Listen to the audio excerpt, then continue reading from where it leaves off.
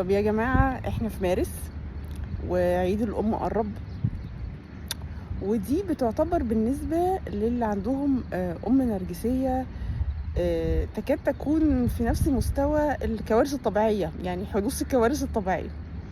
آه، عيد آه، يسمى عيد، يعني بيتكرر كل سنة في وقت معين، ونفس المأساة يعني لا تتغير المأساة، لا تتغير. طبعا انا عملت فيديو السنه اللي فاتت على موضوع عيد الام والهدايا والكلام ده، وهعمل فيديو السنه دي عادي. انا كل سنه هعمل فيديو، ما هو اصل الموضوع يعني محتاج يعني حد يبقى حاسس بينا. طيب، خلينا نتفق على قانون رول معين مع الام النرجسيه ده في كل حاجه، مش بس في الهدايا ولا في عيد الام ولا في عيد الاب حتى. الرول هو ان الام النرجسيه ولن ترضى. مفيش حاجه هترضيها.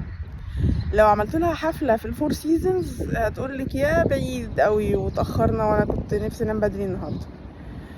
لو رحت لها البيت، انا تعبت قوي بعد ما مشيتوا عشان اضطريت اغسل الاطباق وراكم. اي نوع من انواع الاحتفال هيبقى فيه victim personality، وهيبقى فيه انا اتعذبت بسببه.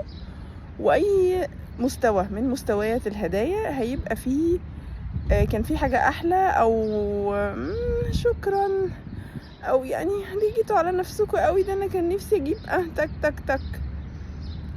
حتى لو اتفقتوا مع اخواتكوا وجبتوا الغسالة اللي هي كان نفسها فيها وبص عليها وكانت هتشتريها وانتوا اشتريتوها بدلها، هيبقى لا ده انا كان يا انتوا جبتوا الغسالة دي ليه، كنتوا سألتوني، كنت هجيب انا الميكروويف اللي كان جنبها، ده كان انتوا عرفكم ان انا كنت هجيب دي، مش دي اللي كانت عجباني على فكره.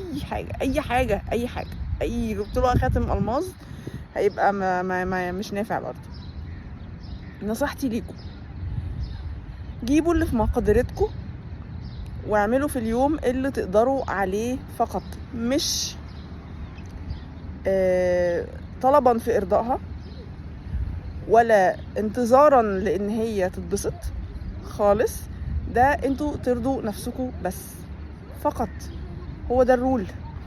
لان لو انتوا استنيتوا ان هي ترضى او ان هي تتبسط وده كان هدفكم من الموضوع كله، صدقوني هتحبطوا كل مرة، نفس الاحباط بالظبط ونفس الزعل بالظبط ونفس القهرة بالظبط.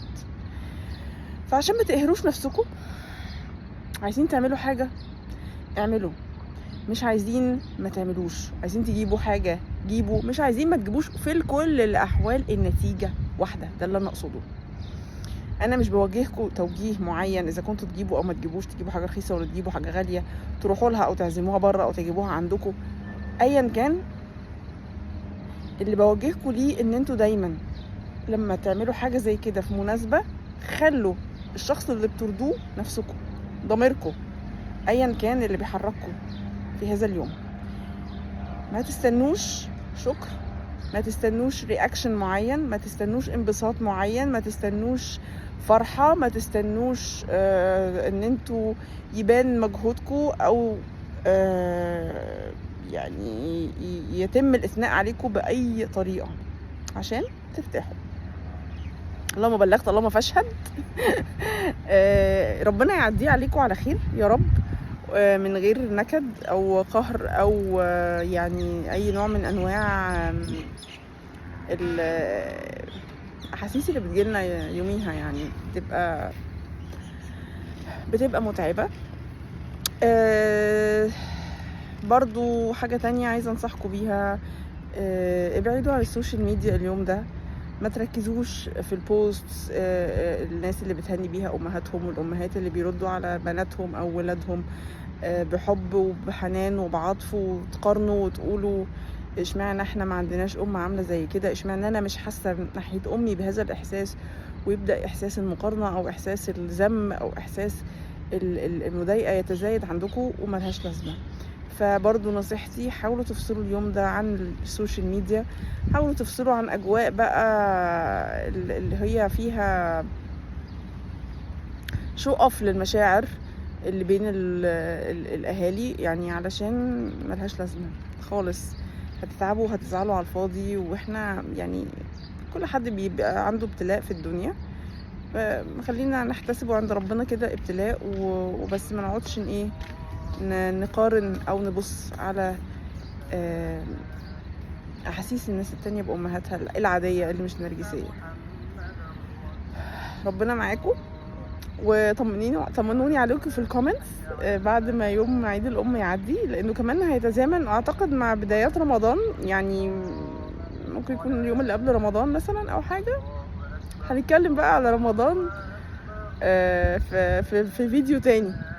رمضان ده يعني النرجسيين بيحتفلوا بيه بطريقتهم وقصة لوحده يعني، فخليني اعمل عليه فيديو تاني واشوفكم الفيديو الجاي. وكالعادة طبعا انا بشجع وبحب جدا جدا جدا تعليقاتكم، بحس ان انتوا بتشاركوني وفعلا ان انا في حاجة بقولها ممكن تكون مشتركة بيني وبينكم، ويا ريت دايما اسمع منكم اي حاجة، حتى لو تحسين او نقد او اي حاجة، انا دايما حابة اسمع. واشوفكم الفيديو الجاي ان شاء الله. مساءكم فل.